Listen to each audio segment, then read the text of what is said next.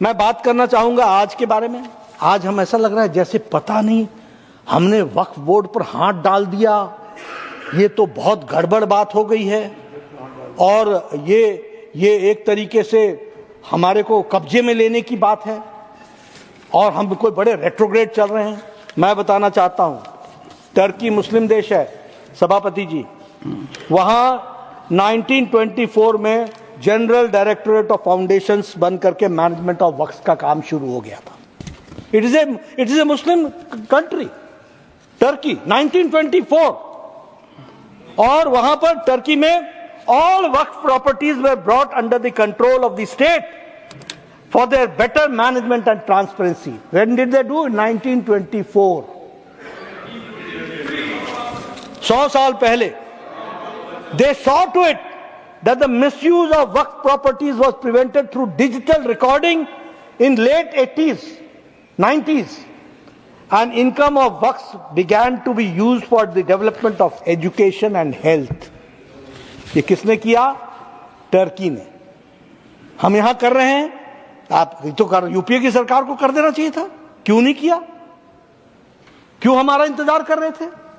Malaysia मुस्लिम dominated state है।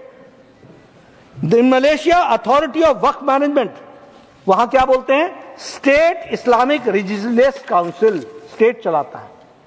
और Malaysia began using modern technologies, financial models to improve the waqf management. उन्होंने भी शुरू कर दिया। वहां उन्होंने नई बात शुरू कर दी, waqf shares. Waqf shares were implemented which increase the community participation and the rise in the waqf income. सब कोई प्रोग्रेसिव तरीके से चलने की प्रयास कर रहे हैं। Transparency and accountability was ensured and digital database of waqf properties through geo mapping. यानी ये भी मलेशिया में भी जियो मैपिंग और डिजिटलाइजेशन से प्रॉपर्टी को उसको देखा जा रहा था। Saudi Arabia, reforms were made in Saudi Arabia in 2016 and the management of the waqf, और वहां पर सऊदी वक्फ अथॉरिटी बनाई गई which was established and new policies were implemented to make the waqf properties more economically beneficial. Economically कैसे beneficial हो सकते हैं, और the waqf income was used to empower the religious and educational and social services. ये मुस्लिम देश जब वक्फ को सरकार कब्जे में लेकर के जब उसका मैनेजमेंट कर रही है तो कोई तकलीफ नहीं हो रही है। यहां तो हम भी नहीं कर रहे हैं, यहां तो वक्फ बोर्ड और वक्फ ट्रिब्यूनल और वक्फ काउंसिल ही चलाएगा। हम तो सिर्फ उनको नियम के अनुसार लाने का प्रयास कर रहे हैं ताकि वो अकाउंटेबल हो सके, उस तरीके का हम प्रयास करें।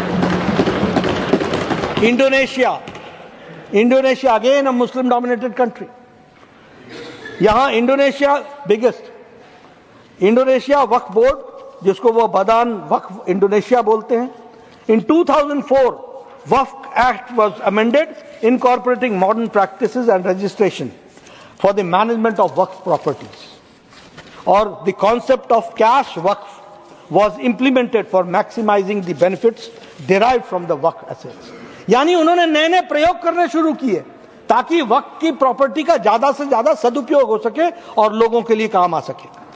ईरान में the management of waqf properties is under the organization of endowments and charitable act affairs.